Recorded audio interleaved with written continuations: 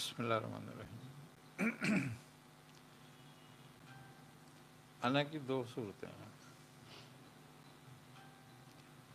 ایک انائے باطنی اور ایک انائے ظاہری۔ انائے باطنی ایک لطیفہ ہے جس کو خفی الاخفیٰ بھی کہا گیا ہے، اور انائے ظاہری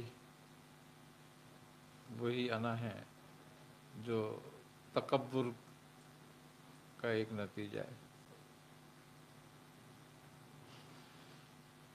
ایک انا کو ضائع کرنا پڑتا ہے جو ظاہری ہے، اور ایک انا کو حاصل کرنا پڑتا ہے جو لطیفہ اخفیٰ میں ہے۔ وہ انا ہے آئینہ خودی، وہ آئینہ جس میں عکس جمال الہی ہے۔ اب تمام صحیح، تمام سلوک، تمام لطائف کا جو سر ہے وہ اسی کے لیے، سمجھ لو وہ مقام فنا ہے۔ جب آدمی اس مقام فنا میں چلا جاتا ہے تو اس کا عروج مکمل ہو جاتا ہے، اور پھر اس کے بعد وہ وہاں سے نزول کر کے اور پھر مقام ابدیت میں آتا ہے، یعنی کہ وہ اس مقام کو دیکھنے کے بعد پھر جب مقام ابدیت میں آتا ہے تو پھر وہ اصل مقام ابدیت ہوتا ہے اور وہ بندہ ہوتا ہے۔ کیوں کہ وہ اپنے رب کو پہچان کر آتا ہے پھر وہاں پر، اور جب تک بندہ اپنے رب کو نہیں پہچانتا، جب تک وہ مقام ابدیت میں داخل نہیں ہوتا۔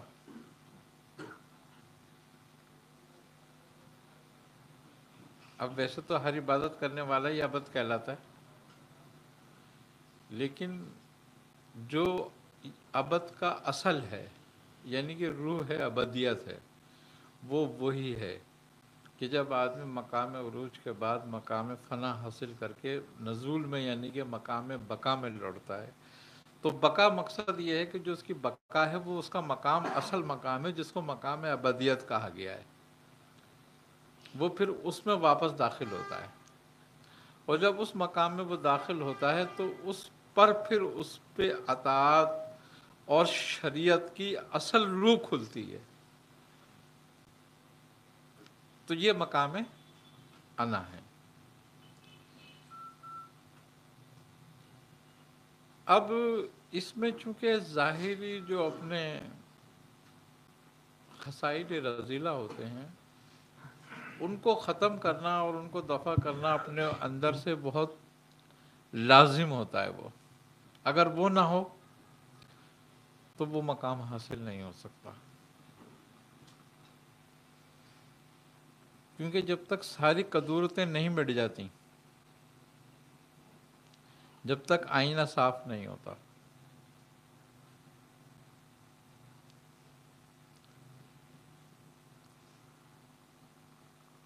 آئینہ سمجھ بس۔ اب ان ساری قدورتوں کو مٹانے کا نام جو ہے اس کو سلوک رکھا گیا ہے،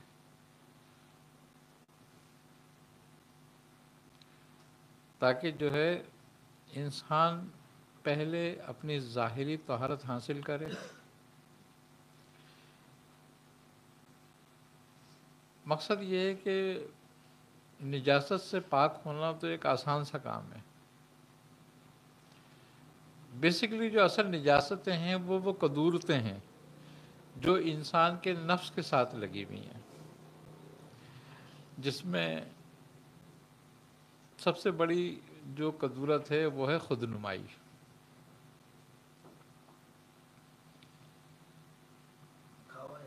دکھاوا، احساس برتری، اپنے آپ کو سب سے بلند اور بڑا اور اچھا سمجھنا۔ اب وہ پیسے کی ہو بات، وہ علم کی برتری ہو، وہ عبادت کی برتری ہو، وہ تقوی کی برتری ہو. اچھا، جب بندے کو برتری کا احساس ہو جاتا ہے نا، تو وہ چاہے کتنے ہی اچھے راستے پر ہو، وہ راستہ بھی اس کے لیے پھر گمراہی بن جاتا ہے. اگر ایک آدمی صراط مستقیم پر برتری سمجھتا ہے کہ میں صراط مستقیم پہ ہوں، برتر ہوں میں، تو بھی وہ اس کے لیے پھر فساد بن جاتا ہے. دیکھو، شیطان میں کوئی گناہ تو نہیں تھا، وہ کوئی گناہ نہیں کرتا تھا، لیکن اس میں احساس برتری تھا. وہ سمجھتا تھا کہ میں ولی بھی ہوں، میں خزانچی بھی ہوں، میں معلم بھی ہوں، تو میں سب سے افضل ہوں. اور اس کی وہی احساس برتری اور افضلیت نے آدم علیہ السلام پر جب وہ آیا، دیکھا اس نے آپ کو، تو اس نے اس سجدے سے انکار کر دیا جب حکم آیا کہ اس کی تعظیم کرو. اس لیے کہ وہ تو ہی سمجھتا تھا کہ میں سب سے برتر ہوں تو سب میری تعظیم کریں گے، تو میں اس مٹی کے پتلے کی تعظیم کیوں کروں گا. تو یہ برتری جو ہوتی ہے انسان کی، یہ اس کے نفس میں گمراہی پیدا کرتی ہے. برتری کسی بھی قسم کی ہو. شیطان کو علم کی بھی برتری حاصل تھی، اس کو اپنے عمل پر بھی برتری تھی، اس کو اپنی عبادتوں پر برتری تھی، اس کو اپنے تقرب پہ برتری تھی کہ میں ان فرشتوں سے زیادہ قریب ہوں اس کے، کہ احکامات مجھ پر آتے ہیں اور میں ان میں سمجھاتا ہوں اور ان پہ نازل کرتا ہوں. تو یہی احساس برتری جو ہوتی ہے. اچھا، اب برتری ایک وہ ہوتی ہے کہ جو تم خود کر رہے ہو، ایک برتری وہ ہوتی ہے جو وہاں سے آ رہی ہو. جو وہاں سے آتی ہے وہ خرابی نہیں ہوتی، وہ کمال ہوتا ہے. جیسے کہ آپ سرور عالم صلی اللہ علیہ وسلم نے آپ کو تمام خلق پہ برتری عطا فرمائی اور فرمایا کہ ورفعنا اللہ کا ذکر، تو یہ آپ کا کمال بتایا. آپ نے اپنی زبان مبارک سے نہیں فرمایا، آپ کے رب نے اس کی گواہی دی. اور جب رب گواہی دے دے تو پھر بندے کی زبان سے کیا بات رہ گئی. تو بات یہی ہے کہ اب رب کسی کی گواہی نہیں دے گا.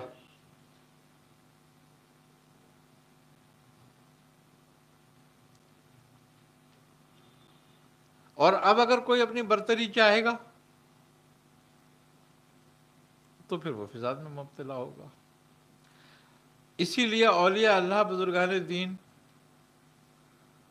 حضرت شیخ عبدالقادر جیلانی، حضرت خواجہ معین الدین چشتی، شیخ ابو الحسن شاذلی، یعنی کہ وہ لوگ ہیں جو سرخیل ہیں. انہوں نے کبھی اپنی برتری کے علم کا دعویٰ نہیں کیا، تا وقت کہ ان پہ ظہور نہیں ہو گیا. جیسے کہ حضرت شیخ عبدالقادر جیلانی رحمۃ اللہ علیہ کا دعویٰ. اب اس دعوے کی حقیقت یہ تھی کہ جب آپ نے برتری کا دعویٰ فرمایا، کہا کہ میرا قدم ہر ولی کی گردن پر، تو تمام اولیاء اللہ نے اس کی تصدیق فرمائی، کسی نے اس کی تکذیب نہیں کری. تو یہ زبان حق تھی.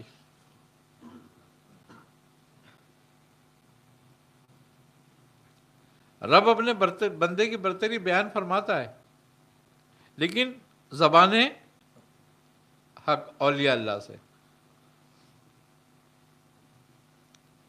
کہ آپ کی تعظیم تمام اولیاء اللہ نے کری اور تمام اولیاء اللہ نے اپنی گردنیں جھکا دی.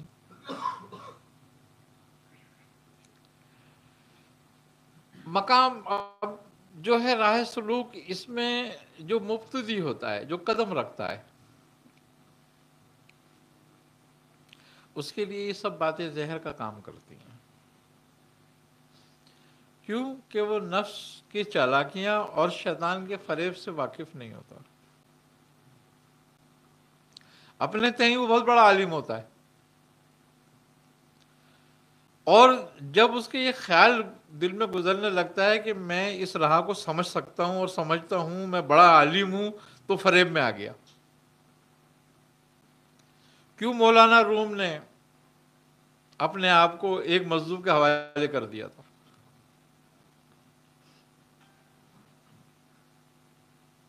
اگر ظاہری علم دیکھا جائے تو ظاہری علوم میں مولانا روم کے برابر تو شمس تبریزی نہیں تھے عالم۔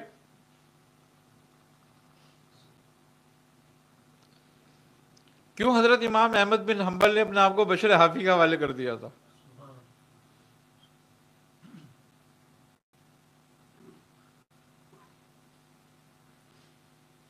کیوں؟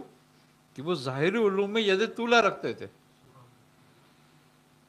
لیکن اس باطنی راہ سے ناواقف تھے۔ تو چونکہ اہل علم تھے، جانتے تھے کہ کسی کا راستے کے ذریعے ہی جا سکتے ہیں وہاں تک۔ کیوں؟ کہ وہ چراغ ہوتا ہے اور وہ راہ اندھیری ہے اس کے لیے۔ تو مرشد اس راستے کے لیے چراغ کا کام کرتا ہے۔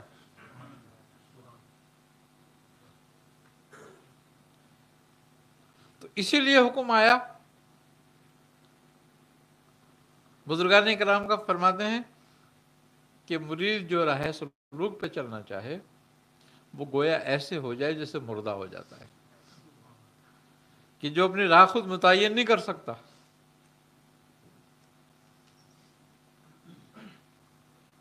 جو کچھ سال کو یہ نہیں بتا سکتا کہ تُو نے پانی کہاں سے ڈالنا ہے، قبر میں رکھنے والے کو یہ نہیں بول سکتا کہ میرا منہ کدھر رکھنا ہے تُو نے۔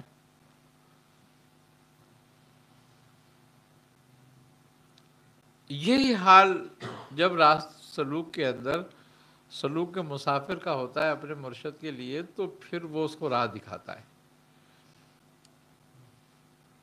مرید بیسیکلی معنی مرید کے ہیں ارادہ کرنے والا۔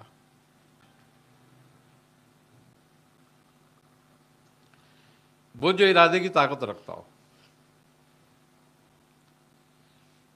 اللہ کی صفت میں سے ایک صفت ہے یہ۔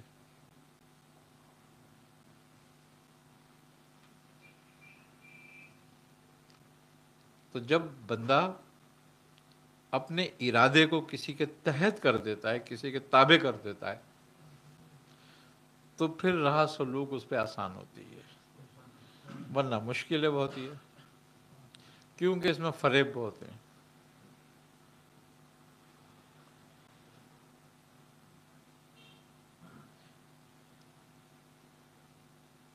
اس راستے پہ دنیا ایسا کام کرتی ہے کہ جیسے مقناطیس ہوتا ہے نا، ایک کشش ثقل ہے، ہم کوئی چیز اوپر پھینکنے کی کوشش کرتے ہیں وہ واپس نیچے آتی ہے، ہم پھینکنے کی کوشش کرتے ہیں وہ واپس نیچے آتی ہے، کیونکہ زمین میں کشش ثقل ہے۔ اس وقت تک اوپر نہیں جاتی جب تک اس میں کوئی طاقت نہ ہو اس کے ساتھ اوپر لے جانے والی۔ ایک طاقت، ایک زور لے کے جاتا ہے نا پھر اوپر۔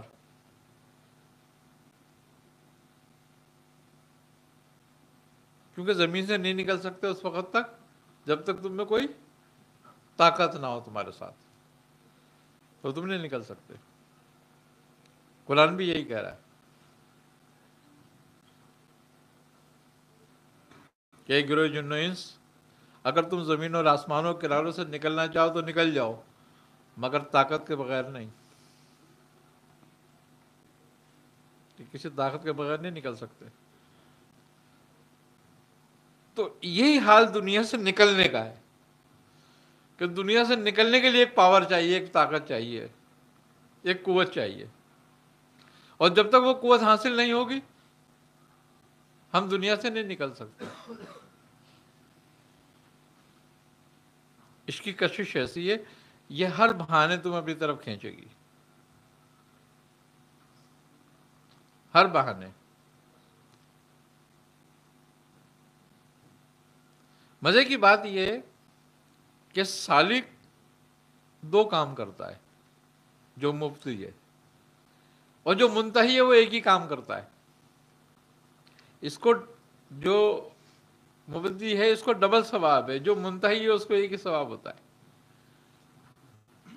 کیا؟ جو منتہی ہوتا ہے وہ عبادت میں لگ جاتا ہے، وہ دیدار میں مشغول ہو جاتا ہے، اس کے لیے ساری کششیں ختم ہو جاتی ہیں۔ لیکن جو ابتدائی حال میں ہوتا ہے اس کو دو کام کرنے ہوتے ہیں، ایک دنیا سے جہاد اس کی رنگینی سے، اور ایک عبادت ذکر، تو وہ دو کاموں میں لگتا ہے، وہ ایک کام میں لگا ہوا ہوتا ہے۔ تو اس کا جو ابتدا ہے نا وہ بڑا کمال ہے۔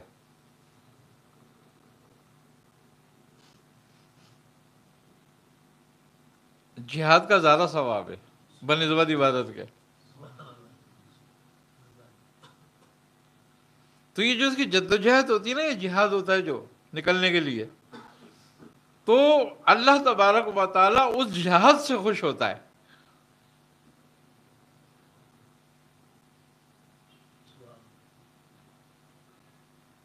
اب جیسے کہ مثال کے طور پر کوئی بہت سردی میں ٹھنڈے پانی سے وضو کر رہا ہو تو اللہ تبارک و تعالیٰ اس کو کتنی رحمت کی نظر سے دیکھتا ہے، اور فرشتوں سے پوچھتا ہے کہ بتاؤ کیا ایسی بات ہے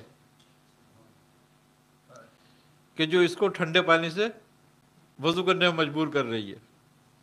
تو فرشتے کہتے ہیں کہ اے رب، یہ تیرے سے ڈرتا ہے اور تجھے چاہتا ہے۔ تو پھر رب کہتا ہے کہ پھر تم بھی گواہ ہو جاؤ کہ میں نے اس کو معاف کیا ہے۔ کیوں؟ کہ وہ ثواب اس نے بھی کوئی عبادت نہیں کری ہے، جہاد کر رہا ہے، وہ جد و جہد کر رہا ہے اس کے لیے۔ تو جو جہاد کرتا ہے، جد و جہد کرتا ہے اس کے راستے کے لیے، اصل وہ ہے۔ جو منتہی ہو گیا وہ تو اپنے نتیجے کو پہنچ گیا، اس نے تو اپنی منزل پا لی ہے۔ لیکن جو ابتدا میں ہے اصل وہ ہے، جہاد کی ضرورت ابتدا میں ہے، یہی جد و جہد ہے۔ اور جب وہ اس رنگینی سے نکل جاتا ہے اپنے جہاد کے ذریعے، تو سارا جو انعام ہے وہ اس کو اسی جہاد کا ملتا ہے۔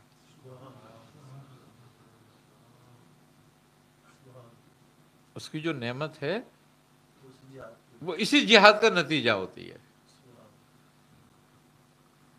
کہ یہ جہاد کر کے غازی ہو کے آیا ہے، تو وہ نعمت اس کو ملتی ہے۔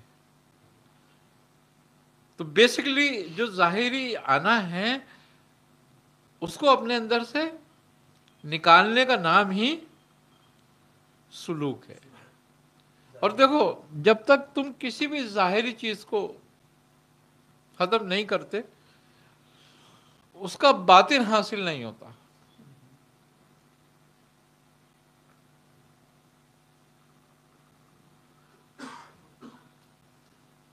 جب ہم فالتو زبان بند کرتے ہیں اپنی اور اس کو ذکر پہ لگاتے ہیں تو اس کا حاصل ہوتا ہے پھر۔ اور جب ہم دلوں کو وسوسوں سے، غیروں کے وسوسوں سے پاک کرتے ہیں اور خدا کے ذکر میں لگاتے ہیں، اس کا باطن حاصل ہوتا ہے۔ کیوں؟ کہ ظاہر بندے کا، انسان کا، کیونکہ خلق سے ہے، یہ مخلوق ہے، تو اس کا ظاہر خلق کے ساتھ ہی ہے اور خلق کے ساتھ ہی لگے گا، لیکن اس کا باطن خالق کے لیے۔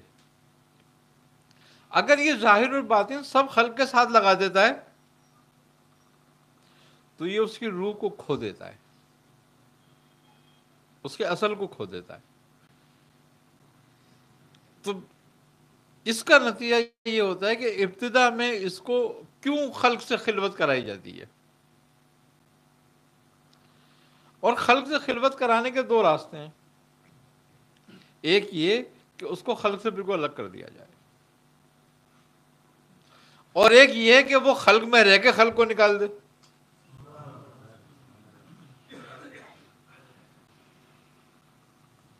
لیکن چونکہ یہ بڑا کمال درجہ ہے، جو خلق سے الگ ہو جاتا ہے اس میں کمالیت نہیں ہے وہ، لیکن یہ بڑا کمال درجہ ہے کہ جو خلق میں رہ کر خلق کو نکال دیتا ہے، کیونکہ صحابہ کا طریقہ ایسے ہی تھا کہ انہوں نے خلق میں رہ کر خلق کو نکال دیا تھا. جیسے کہ نبی کریم صلی اللہ علیہ وسلم حضرت ابو بکر صدیق رضی اللہ تعالیٰ عنہ کے بارے میں فرماتے ہیں، آپ نے فرمایا کہ اگر کوئی جیتا جاگتا چلتا ہوا مردہ دیکھنا چاہے تو ابو بکر کو دیکھے.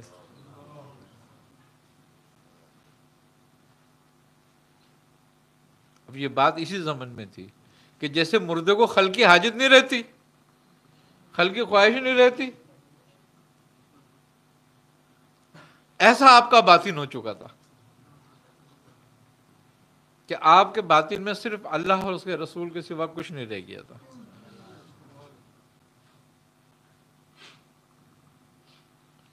تو یہ صحابہ کا طریقہ تھا.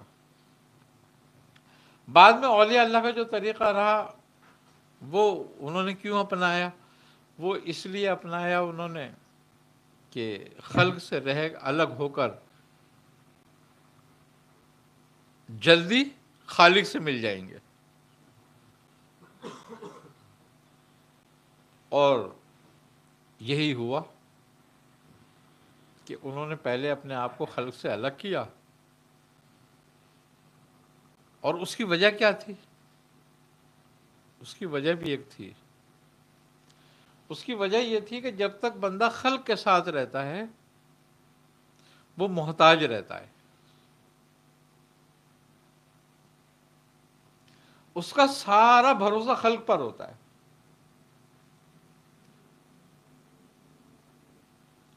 اور وہ اپنے لیے سارے دروازے خلق کے ذریعے کھولنا چاہتا ہے، خلق سے کھولنا چاہتا ہے، اپنی ساری حاجتوں کو خلق سے جوڑ کے رکھتا ہے،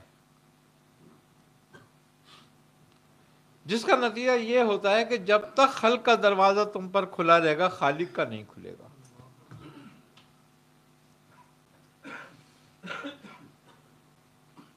تو وہ خلق سے الگ ہو کر خلق کا دروازہ اپنے اوپر بند کرنا چاہتے ہیں، تاکہ جتنی جلدی یہ دروازہ بند ہو جائے، جتنا بھروسہ ہمیں ختم ہو جائے ان پر سے، اتنا ہی بھروسہ خالق کی طرف زیادہ ہو جائے گا. اور جب خلق نظر سے الگ ہو جائے گی تو خالق کی نظر میں رہ جائے گا. خلق دروازے ہم پہ جتنے بند کر دے گی خالق کا دروازہ اتنی جلدی کھل جائے گا. یہ ان کا مقصد تھا. ان کا مقصد رہبانیت نہیں تھا، ان کا مقصد اسباب سے نکلنا تھا.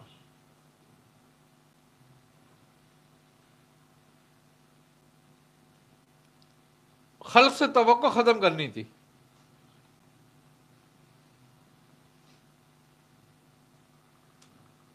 تو اس سے ان کا راستہ آسان ہوا، جلدی طے کیا. صحابہ اکرام کو چونکہ صحبت رسول خدا کی تھی تو آپ کی نظر کیمیا سے وہ کیمیا ہو گئے تھے، انہیں کسی ایسے مجاہدے کی ضرورت نہیں پڑی.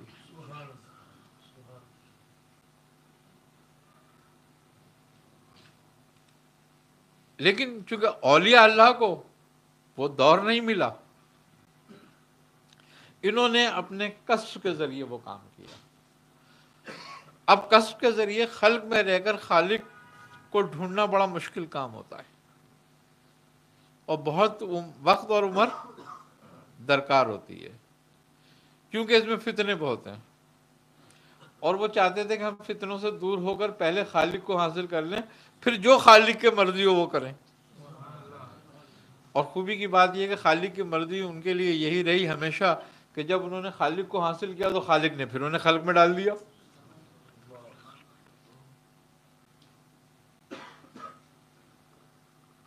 یہ روحانیت میں، تصوف میں وصل کیا چیز ہے اور یہ انسان کو کس طریقے سے حاصل ہوتا ہے؟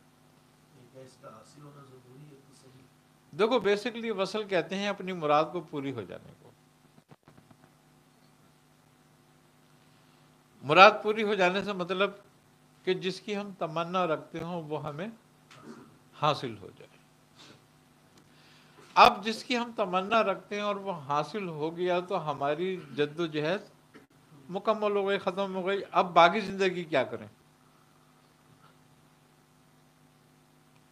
تو اولیاء اللہ کے ہاں وصل کی کوئی اہمیت نہیں رہی.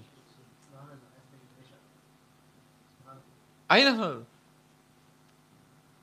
کہ جیسے کہ وہ بہزاد لکھنوی کہتے ہیں نا کہ اے رہبر کامل چلنے کو تیار تو ہوں پر یاد رہے. اے رہبر کامل چلنے کو تیار تو ہوں پر یاد رہے، اس وقت مجھے بھٹکا دینا جب سامنے منزل آ جائے. یہ میری جدوجہد کم نہ ہو جائے.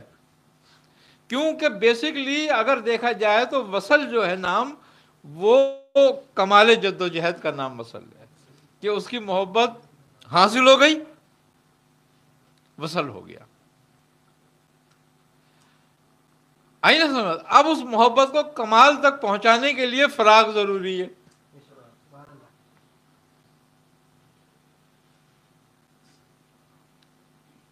اور جبکہ نہ تو کہیں وصل ہے نہ کہیں فراق ہے.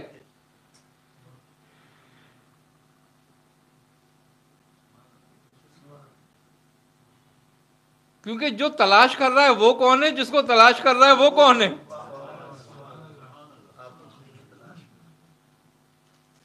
تو جو آپ اپنی ہی تلاش میں ہو، تو وہاں فرق وصال و فراق کیا؟ آئی نا سمجھ میں بات؟ لیکن یہ صرف ایک درجہ بندی ہے، یعنی کہ جاننا اور نہ جاننا. جو نہ جاننے میں ہے وہ فراق میں ہے، جو جاننے میں وہ وصل میں ہے، جو نہ جاننے والا وہ وصل میں ہے، جو جاننے والا وہ فراق میں.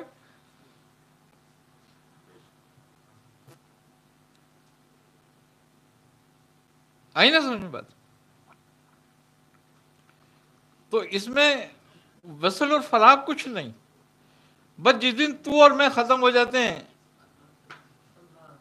یا تو ہو جاتا ہے یا میں ہو جاتا ہوں، تو کوئی ایک فراق میں چلا جاتا اور ایک وصل میں.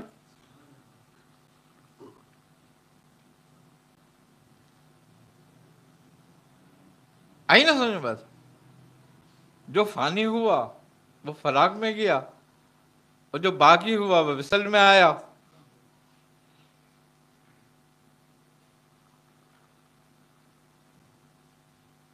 کمال عشق مجموعہ ہے فراق اور وصال کا.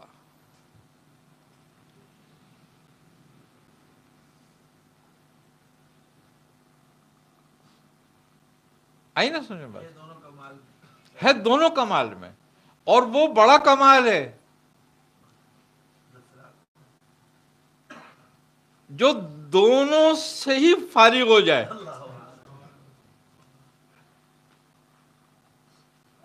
وہ کسی شاعر نے کہا ہے نا کہ اب لذت نہ وصل میں ہے نہ فراق میں، اب وصل میں ہے نہ فراق میں ہے، دونوں عالم کا ایک عالم ہے. آئی نا سمجھ میں بات؟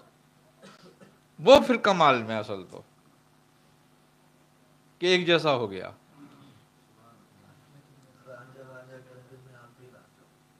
یہی مقام آنا ہے.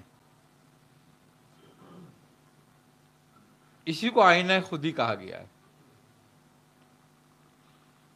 اور یہی وہ جو آئینہ ہے انسان، یہ وہ آئینہ اس کا قلب ہو جاتا ہے کہ جس میں عکس جمال یار آ جاتا ہے. اور خوبی کی بات یہ ہے کہ عارف جب اس مقام پہ پہنچتا ہے تو اور کوئی نہیں ہوتا اس عکس میں، خود ہوتا ہے.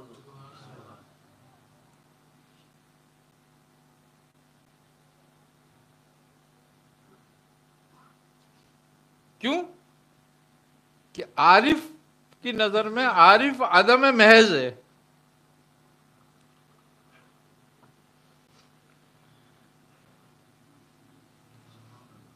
کہ نہ فنا میری نہ بقا میری، مجھے اے شکیل نہ ڈھونڈیے، میں کسی کا حسن خیال ہوں، میرا کچھ وجود و عدم نہیں. نہ میں کبھی تھا نہ کبھی ہوں، وہی تھا وہی ہوں. اسی نے چاہا.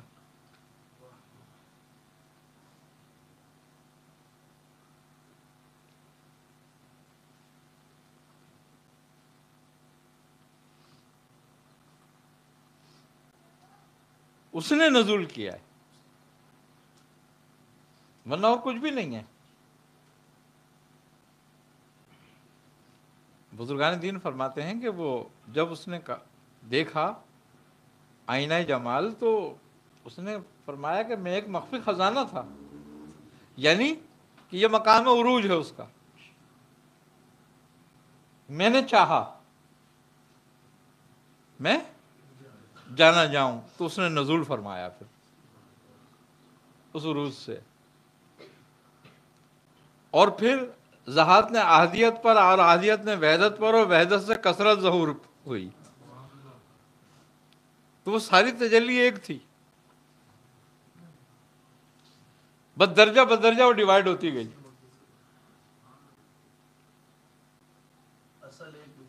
اصل ایک ہوا، تو کون کس کو ڈھونڈ رہا ہے؟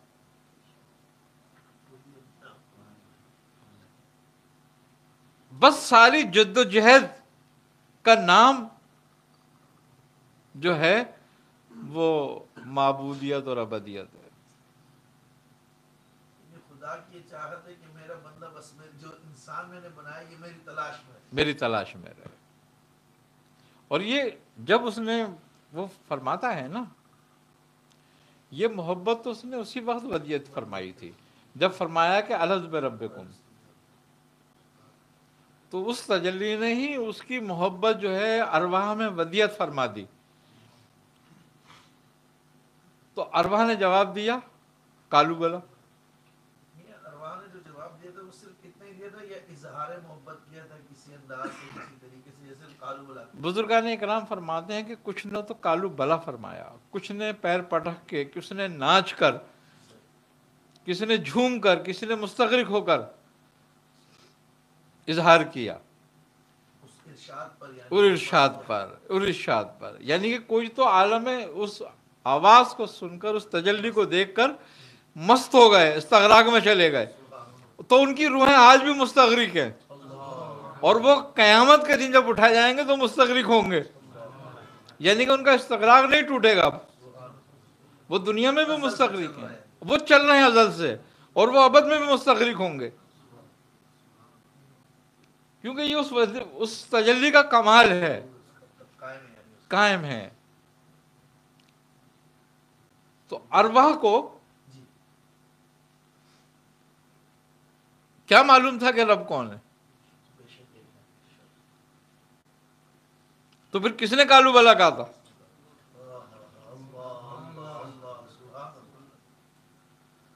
وہی تجلی ودیت کر گئی تھی۔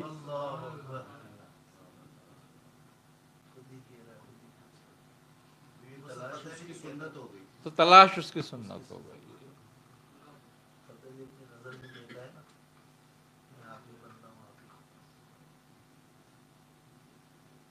تو بات یہ ہے، اب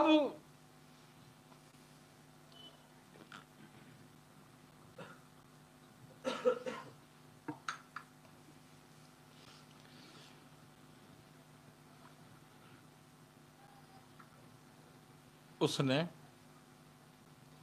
راہ متعین فرما دی کہ کوئی کس راہ سے اس کی طرف آ جائے اور کوئی کس راہ سے اس کی طرف آ جائے، ایک جیسی راہ متعین نہیں کی،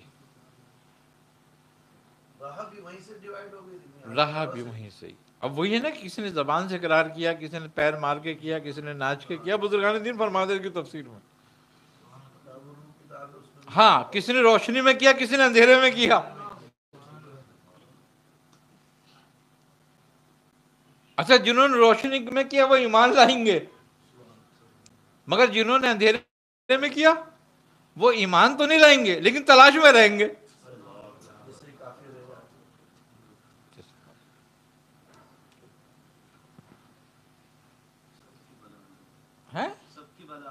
سب کی بلا الگ ہے۔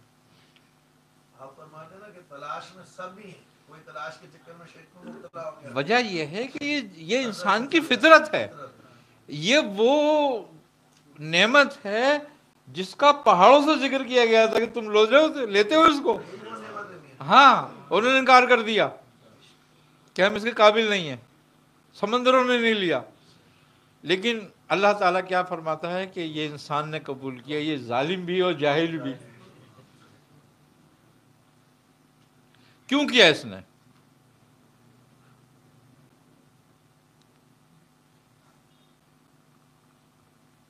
اس نے کیوں کیا تھا قبول؟ کیونکہ جب الست بربکم کی تجلی ہوئی تھی جب ہی قبول کر لیا تھا.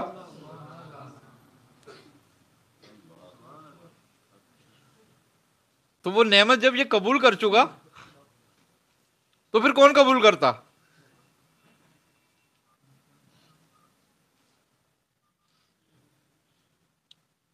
اور پھر اس نعمت کو کا بوجھ اٹھانے کے لیے کوئی مخلوق نہیں تھی. کیوں؟ کہ اللہ تبارک و تعالیٰ پھر اس کے لیے فرماتا ہے کہ میں نے اپنی روح اس میں پھونک دی تاکہ یہ اس نعمت کو اٹھانے کی طاقت رکھے. تو اس نعمت کو کون اٹھا رہا ہے؟ وہی جس نے روح پھونک دی.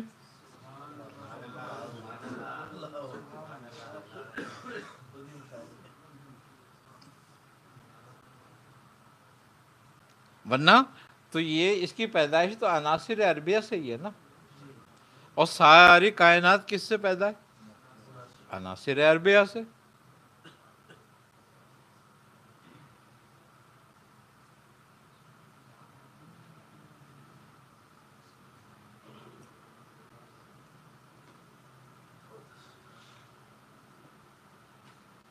آئی نا سمجھ بات؟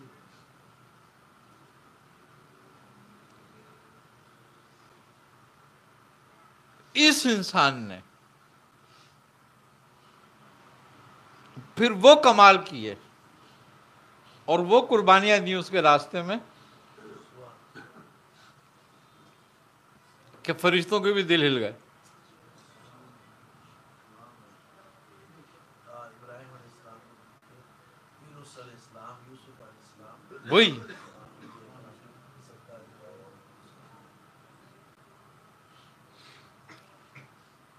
تو بات یہی ہے کہ جب انسان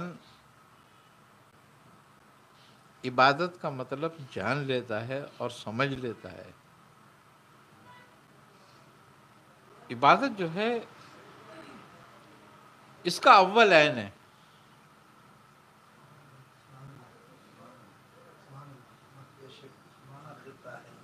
ہاں، اور عرفیت کا مطلب عین بھی. معرفت جو ہے وہ عرف سے ہے.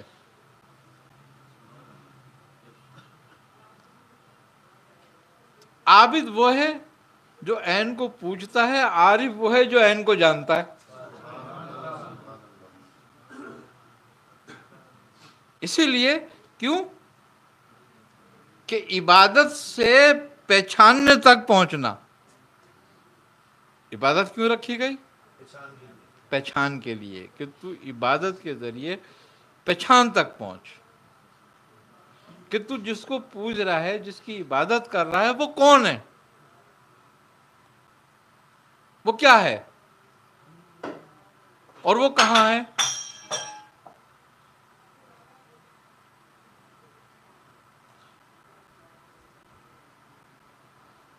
اور پھر اس نے کھول کھول کے اپنی نشانیاں بیان کر دیں.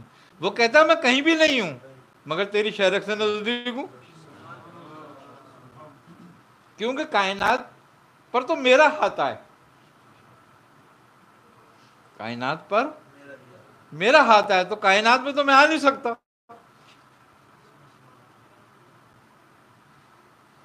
جب وہ کائنات میں نہیں سما سکتا مگر یہ بھی نشانی بیان کرتا ہے میں تیرے شہرک سے قریب ہوں. کہتا ہے زمین اور آسمان کی وسعتوں میں نہیں آ سکتا مگر ایک مومن کے دل میں ہوں. تو مومن کا دل کیا اتنا وسیع ہے کہ وہ رب کا گھر ہو گیا.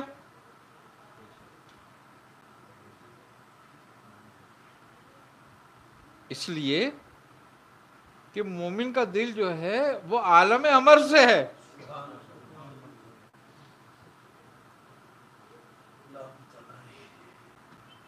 تو وہ لاممتناہی ہے. اس لیے اس کا گھر ہے.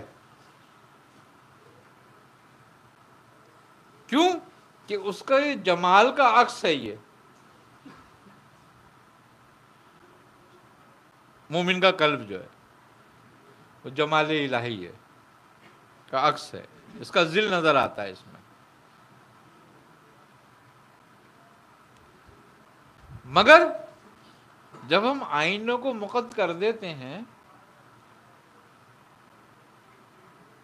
اس میں کیا تمہیں صحیح نظر آتا ہے؟ کچھ بھی نظر نہیں آتا. چینیوں اور رومیوں میں ایک مقابلہ ہوا.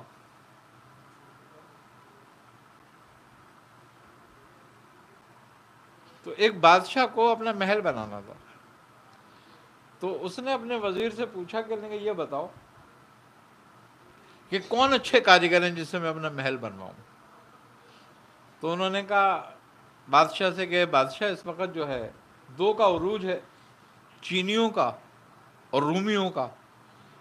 دونوں کو بلا لیتے ہیں،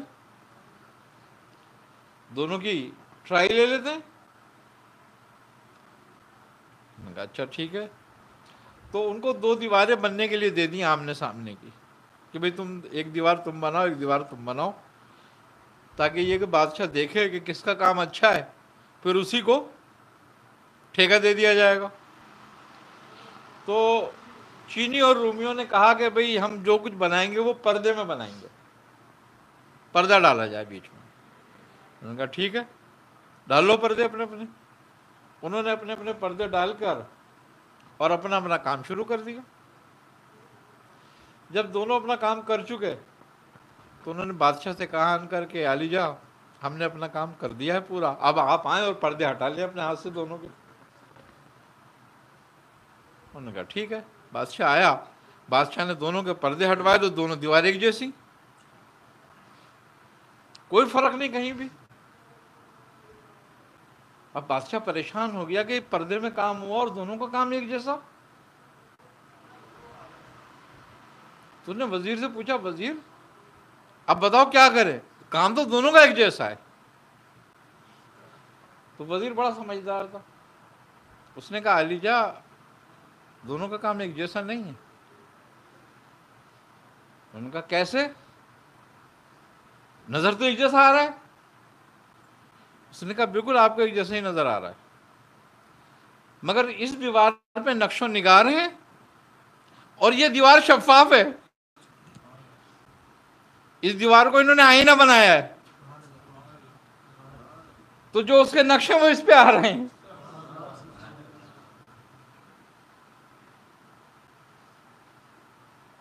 تو نقش کہیں بھی ہو اگر آئینہ صاف ہے تو وہاں ظاہر ہو جائے گا. جب وہ تیری شہرک سے بھی قریب ہے تو اس آئینے کو صاف کر لے.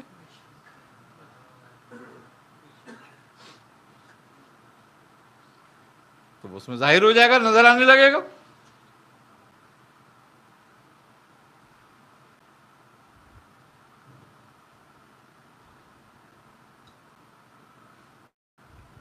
مگر چونکہ اس کو صاف کرنے کے لیے پہلے قدورتیں صاف کرنی ہوتی ہیں،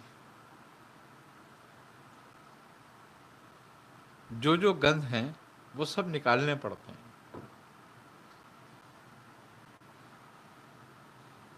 اور جب وہ نکلتے ہیں پھر اس میں ذکر بھی فائدہ کرتا ہے.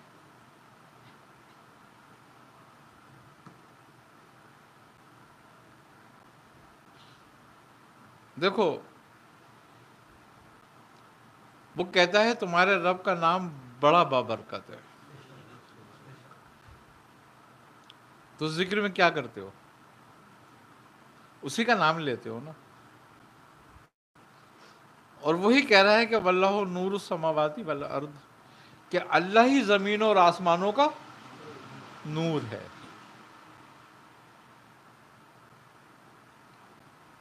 تو تم نے جو اپنے آسمان دل کو مقد کر رکھا ہے تو وہ نور کیسے ظاہر ہوگا وہاں پہ؟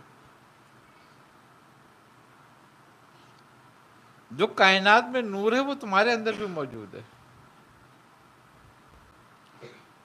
لیکن نور کا جہاں ظہور ہونا ہے وہ برتن صاف نہیں ہے، وہ شیشہ صاف نہیں ہے. اب بلب ہے، اگر اس پہ تم کالک مل دو، اندر چاہے کتنی روشنی ہو،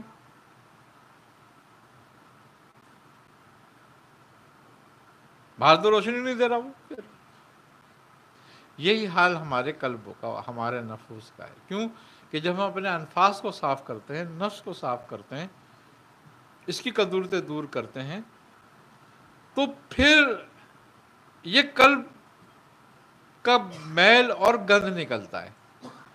اور کیونکہ اس کے دو حصے ہیں، ایک یہ تمہارے نفس سے جڑا ہوا ہے،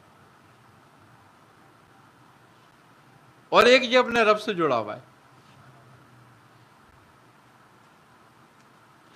تو جو یہ خلق سے جڑا ہوا ہے، جو نفس سے جڑا ہوا ہے، اس نے اتنا اس کو گندا کر دیا،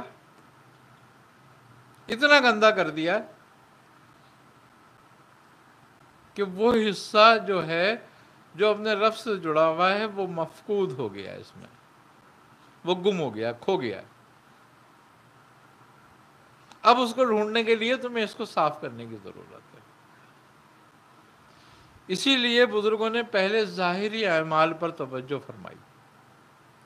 اور خوبی کی بات یہ کہ چونکہ شریعت بھی تمہیں طریقت تک لے جانا چاہتی ہے، تو شریعت نے بھی زور کس بات پر دیا کہ اپنے ظاہر کو صاف کرو، اپنے ظاہر کو اچھا کرو. کیوں کہ ظاہر کا عکس باطن پہ پڑتا ہے، ظاہر کا اثر باطن پر ہوتا ہے.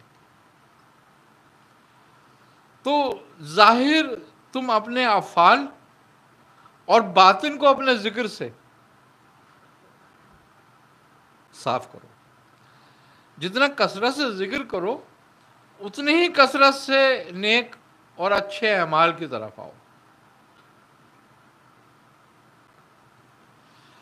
جب توازن پیدا ہو جائے گا،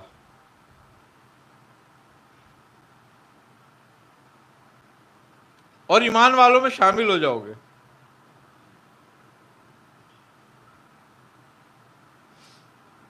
تو پھر اس میں سے اللہ چنتا ہے. اللہ ولی الذین آمنوا، اللہ دوست بناتا ہے ایمان والوں میں سے.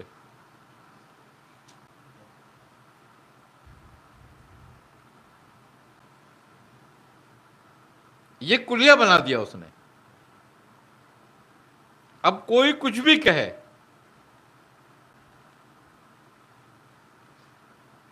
لا تبدیل لکلمات اللہ، اللہ کے کلمات تبدیل نہیں ہونے والے. ذالک فوز العظیم کی یہی بڑی کامیابی ہے کہ جو راہ تمہیں متعین کر کے دی گئی ہے اسی کو اختیار کرو. اس لیے شریعت پر عمل کرنا لازم ہو گیا. اور جتنا، چونکہ شریعت جو ہے تمہیں ظاہری طہارت پہ بہت زیادہ توجہ دیتی ہے، تمہارے اخلاق کو بناتی ہے. تمہارا نام شریعت نے کیا رکھا؟ مومن. اور مومن کے معنی ہیں امانت دار، امن والا.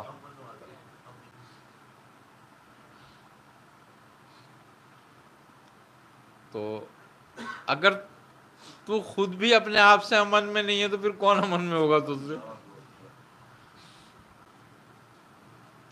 پہلی بات تو یہ ہے کہ میں خود امن میں ہوں اپنے آپ سے. اگر میں ہی اپنے آپ سے امن میں نہیں ہوں تو مجھ سے امن میں کون ہوگا؟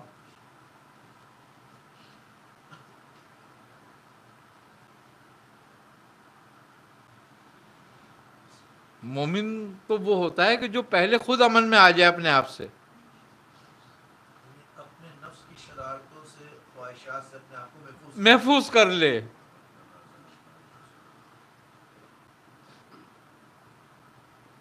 جب تک وہ خود امن میں نہیں ہے تو پھر دوسرا کیسے امن میں ہو جائے گا اس سے؟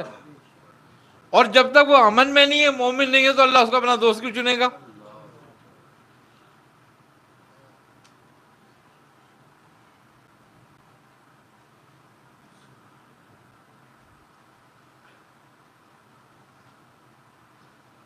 اب جیسے کہ لوگ ایمان لاتے اور کہتے ہیں کہ ہم ایمان لیا ہے، تو قرآن کیا کہہ رہا ہے ان کو کہ تم ایمان نہیں لائے ہو، تم اسلام میں داخل ہوئے ہو،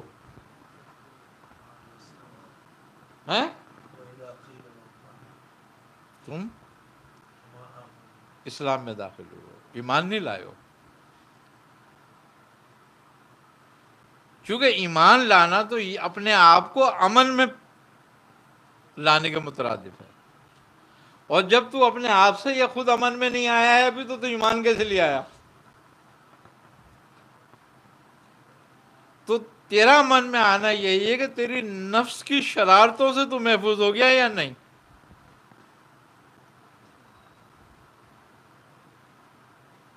تو بیجا جبلتوں خواہشوں سے محفوظ ہو گیا یا نہیں.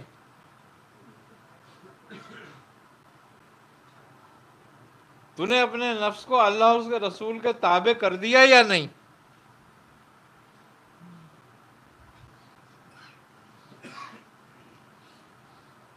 اب ہر ایمان لانے والا آدمی جو کہتا ہے میں ایمان لیا ہے، جو ایمان لیا ہے تو وہ تو مومن ہو گیا نا. ہاں جو اسلام لیا ہے وہ مسلمان ہو گیا. اب ہم یہ دیکھ لیں اپنے اندر کہ ہم میں سے کتنے ایمان لائے، کتنے اسلام لائے.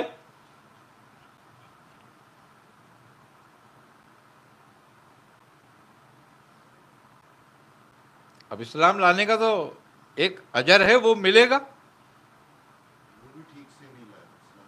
ہیں؟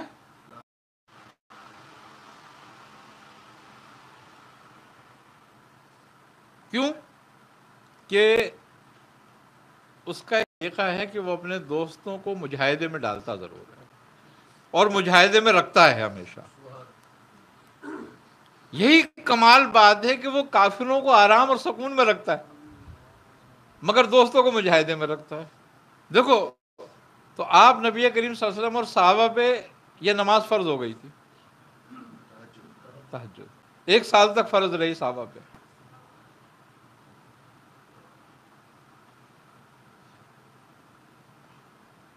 پھر صحابہ کو نرمی دے دی گئی،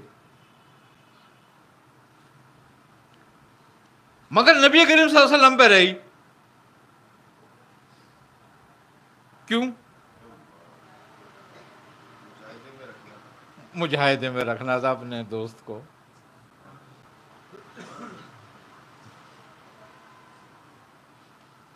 تو بات یہی ہے، صحابہ کرام کو جو ریلیف دی وہ سرور عالم صلی اللہ علیہ وسلم کی برکت سے دی کہ ان کی محبت سے ان کو ریلیف مل گئی، اور امت کو بھی آپ کی محبت سے ریلیف مل گئی کہ آپ خود اس مجاہدے میں رہے اور امت کو اس سے ریلیف دلوا دیا کہ اب جو کھڑا ہو وہ کھڑا ہو جائے، جو نہ ہو سکے اس پر کوئی زبردستی بھی نہیں ہے. تو بات یہی ہے کہ جب دوستوں کا راستہ اپنانا ہوتا ہے تو پھر مجاہدے کا ہی راستہ اپنانا پڑتا ہے، اس کے علاوہ کوئی راستہ نہیں اور دوسرا. تو وہ لوگ جو مسلمان ہونے کے بعد اور ترقی کریں اپنے اعمال سے، اپنی محبت سے، تاکہ وہ ایمان والوں میں شامل ہو، مومنوں میں شامل ہو.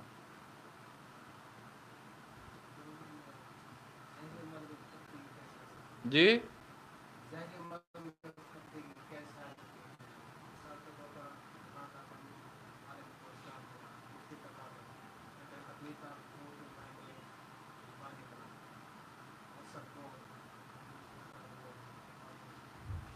دیکھو ظاہری اعمال میں پختگی کے لیے سب سے پہلی بات یہ ہے کہ اپنے علم کو قائم رکھتے ہوئے مفقود کرنا ہوتا ہے.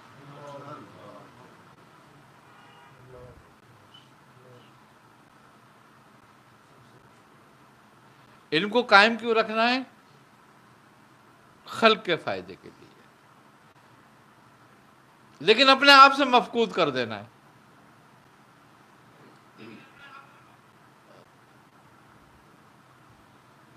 تم علم تک محدود ہو جاتے ہو، عمل تک نہیں آتے۔ جب علم مفقود ہوتا ہے اپنے آپ سے تو عمل میں داخل ہوتا ہے بندہ، اور جب تک علم اپنے پر قائم رکھتا ہے وہ جب تک عمل میں داخل نہیں ہوتا۔ کیوں؟ کہ علم پھر تعویل تلاش کرتا ہے۔ انسان، چونکہ انسان کی جبلت میں یہ بات موجود ہے کہ وہ ہر کام کو آسانی سے کرے، ہر کام میں وہ آسانی ڈھونڈتا ہے، تو پھر وہ کسی بھی مشکل عمل کے لیے تعویل لے آتا ہے، دلیل لے آتا ہے، اور جب وہ دلیل لاتا ہے تو پھر شیطان کے مکر میں آ جاتا ہے، اور جب شیطان کے مکر میں آ جاتا ہے تو شیطان چاہتا ہی ہے کہ تجھے عالم بنائے مگر عامل نہ بنائے۔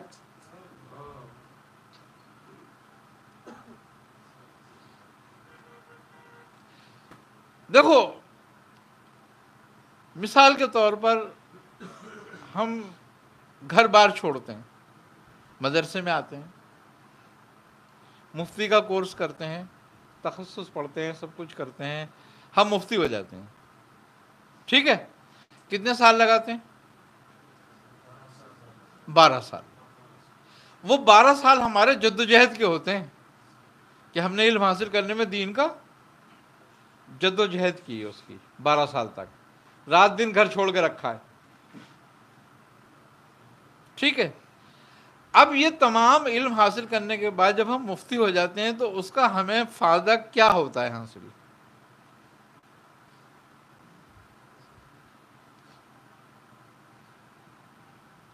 کیونکہ علم الافتہ جو ہے یہ روز مرہ کے مسائل ہیں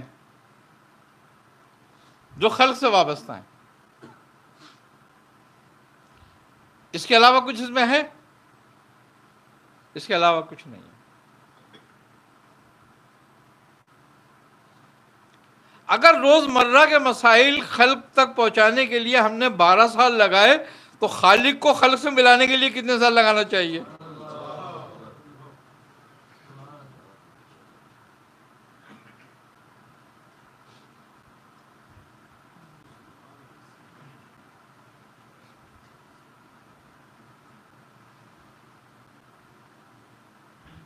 تمہاری کسی بھی پریشانی نے، مشکل نے کیا تمہیں ظاہری علم حاصل کرنے سے روک سکی؟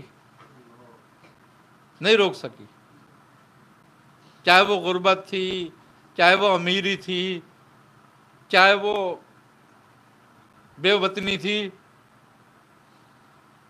جب تمہیں وہ علم حاصل کرنے میں کوئی چیز نہیں روک سکی جو خلق سے روز مرہ کے معاملات سے وابستہ ہے، فتویٰ اور افتہ جو ہے وہ یہی تو ہے کہ کسی کو نہیں معلوم کہ پاکی کیسے ہوگی تو تم نے بتائی کہ یہ پاکی ایسے ہوگی، اس نے کہا میں نہیں دین میں غلطی کر رہی ہے، اس کا تدارک کیا ہوگا، تم نے کہا ایسے ہو جائے گا۔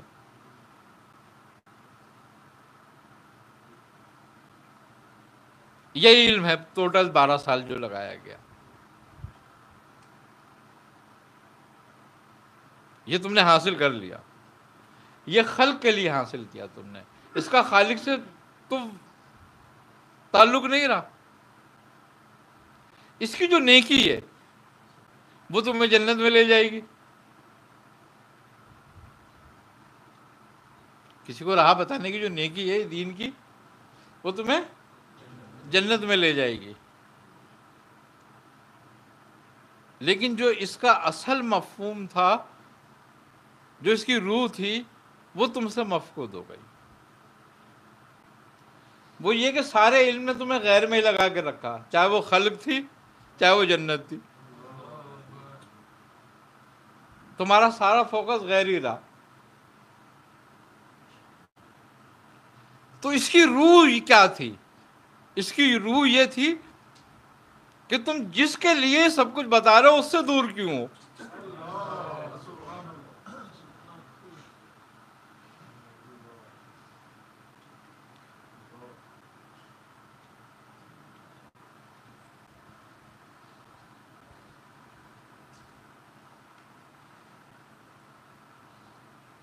آئی نا سمجھ میں بات؟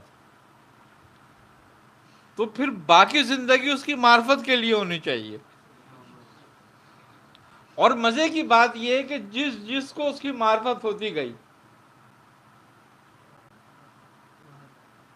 اس کا ظاہری علم مفقود ہوتا گیا. کیوں؟ کہ پھر وہ غیر کو پسند نہیں کرتا.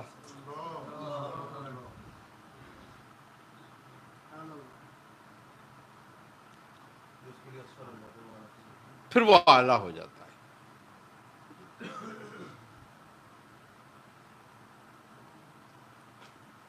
آج تم ایک انسان کی ظاہری حالت ہے، آج تم مٹی میں بیٹھ جاتے ہو، فرش پہ بیٹھ جاتے ہو، کہیں بھی بیٹھ جاتے ہو، کل تم کہیں امیر لگ جاتے ہو، کہیں گورنر لگ جاتے ہو، تم سے کہا مٹی پہ بیٹھ جاؤ، تم کو کہا میری بے عزتی ہے یہ تو،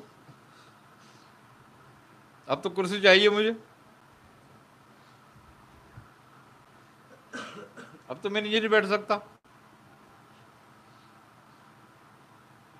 تو ظاہری اسفل اور اعلیٰ ہو جاتا ہے نا.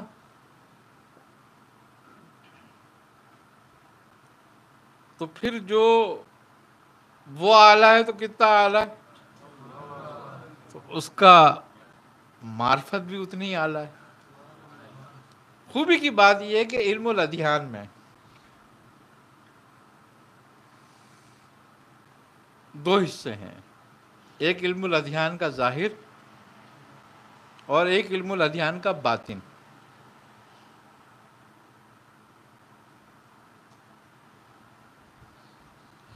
اگر ظاہر تمہیں باطن تک نہ لے جائے تو پھر ظاہر تمہارے کام کا نہیں رہا. جیسے کہ ہم نماز پڑھتے ہیں، نماز کا ظاہر تو ظاہری عبادت ہے نا، مگر اس کا باطن ایک فنکشن ہے. اس کا باطن ایک فنکشن ہے کہ وہ تمہیں روکتی ہے اور بے حیائی سے. اگر تم میں نہ ظاہر ہو تو تمہاری نماز بیکار ہو گئی ظاہری. اور مزے کی بات یہ ہے کہ اس اثر کا باطن کیا ہے؟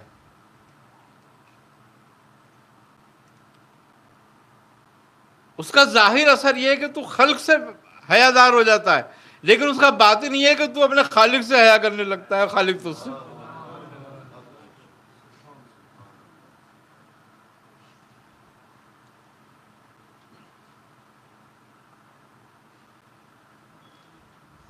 ہر چیز کا ایک باطن ہے، یعنی کہ حاصل ہے، حصول ہے.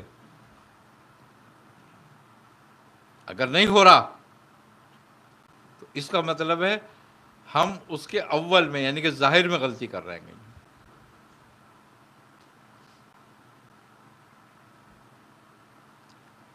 اب ہمارا طریقہ کیا کر رہ گیا؟ ہمارا طریقہ کار یہ رہ گیا کہ ہم ظاہر پر بڑی محنت کرتے ہیں باطن کی بنسبت اپنے. اور ظاہر پہ محنت کرنے سے مراد یہ ہوتی ہے کہ میں زیادہ کتابیں پڑھ لوں، زیادہ مسئلے مسائل مجھے آئیں، تو جس کو کم آئے تو کم سے کم اس کی تذلیل تو کر سکوں.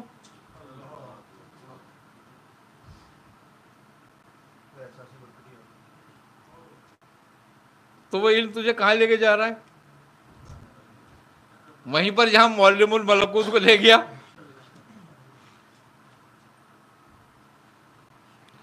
خوبی کی بات یہ تھی شیطان کی جتنی عبادت تھی اور اس کی جتنی کاوشیں تھیں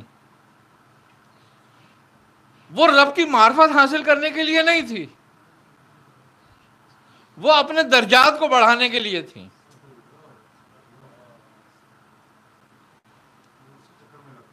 ہاں، انما الاعمال بالنیات، عملوں کو دار و مدار نیتوں پر ہوتا ہے۔ اگر ہم خلق میں بڑا ہونا چاہتے ہیں اپنے علم کے ذریعے، تو وہ تمہارے علم کے ذریعے تمہیں خلق میں بڑا کر دے گا، مگر چونکہ تیری خواہش خلق تھی تو تجھے اس میں بڑا تو کر دے گا مگر اس کے شر میں مبتلا کر دے گا۔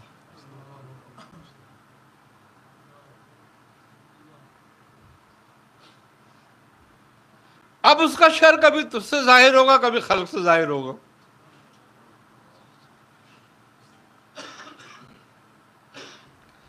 تو گویا تیری ساری کاوش نے تجھے کہاں پہنچا دیا؟ شر میں،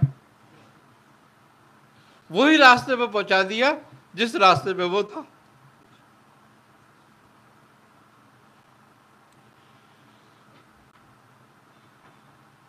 دیکھو، ناجیوں کا اور ناریوں کا کوئی گروہ نہیں ہے، ایک عقیدہ، ایک سوچ ہے۔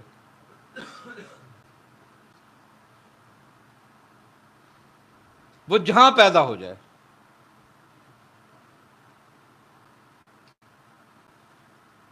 وہاں ناری، جب اس کا اپنا عقیدہ ناجیوں کو مطابق کر لے گا اور ان کے راستے پہ چل پڑے گا تو ناجی ہو جائے گا، اور اپنے آپ کو ناجی سمجھنے والا ناجیوں کے راستے پہ چل رہا ہوگا تو وہ ناری ہو جائے گا۔ ہر کا ایک فیل حاضر ہے اور ہر فیل کا ایک نتیجہ ہے۔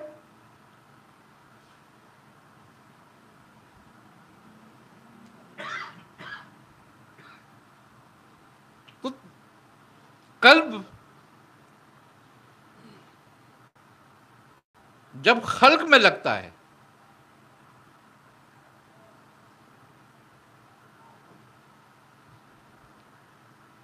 اور خلق سے پھر اس کی صلہ چاہتا ہے تو خالق اس کو خلق میں غرق کر دیتا ہے، چاہے وہ دین کا ہی کیوں نہ ہو کام۔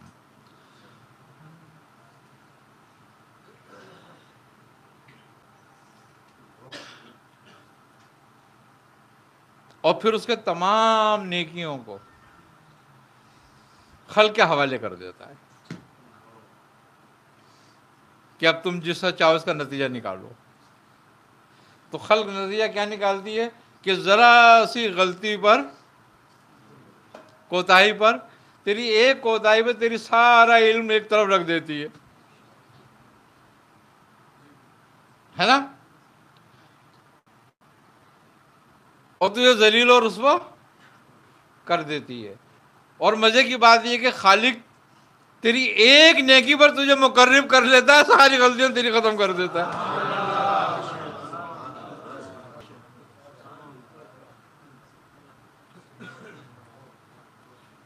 تو پھر سودا کس سے اچھا ہے؟ اس سے ہی اچھا ہے نا پھر تو سودا۔ تو اگر علم مجھے یہ بھی نہ بتا سکے کہ سودا کس سے اچھا ہے تو پھر وہ علم تھوڑی گمراہی ہے۔ اس لیے حجاب الاکبر کہا گیا کہ اگر علم تجھے خلق میں داخل کر دے اور خلق سے کا محتاج کر دے اور خلق سے تجھے صلے کی توقع ہو جائے تو پھر تیرا علم تجھے حجاب بن گیا ہے اور تجھے اس سمندر میں لے جا رہا ہے جہاں سے تو نکلنے والا نہیں۔ پھر اولیاءہم الطاغوت یخرجونہم من النور الی الظلمات، کہ جو طاغوت کے دوست ہیں۔ اب اس سے مراد خالی شیاطین نہیں ہے۔ شیطان سے میری کیا دوستی، کیسے ہو سکتی ہے؟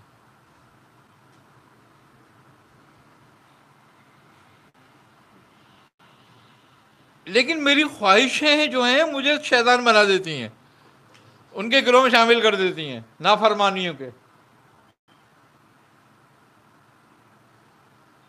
تو جو میری بے جا، بے مقصد عزت، شہرت، دولت حاصل کرنے میں جو میں صحیح کرتا ہوں، اور وہ سب کچھ کسی کے سینے پہ، کسی کے کندھے پہ، کسی کے سر پہ پیر رکھ کے چڑھتا ہوں،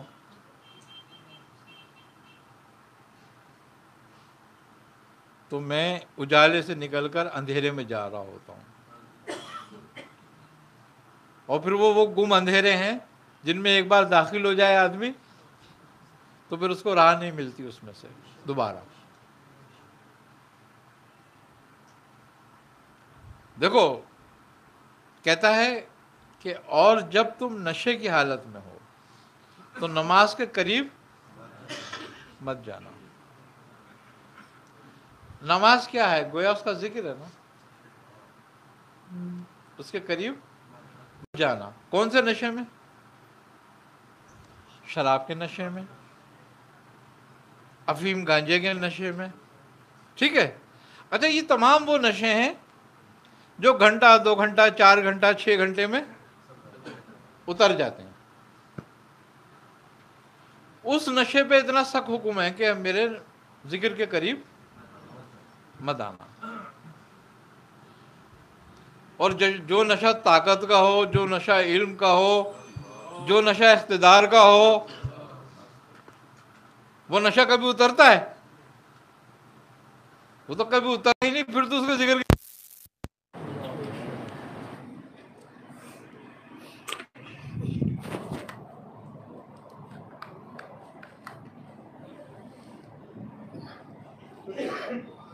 پھر تو اس کا ذکر بھی کر رہا ہے تو اس کے ذکر میں نہیں ہے، اس لیے وہ اس کے حکم کے مطابق تو ہے ہی نہیں اندر.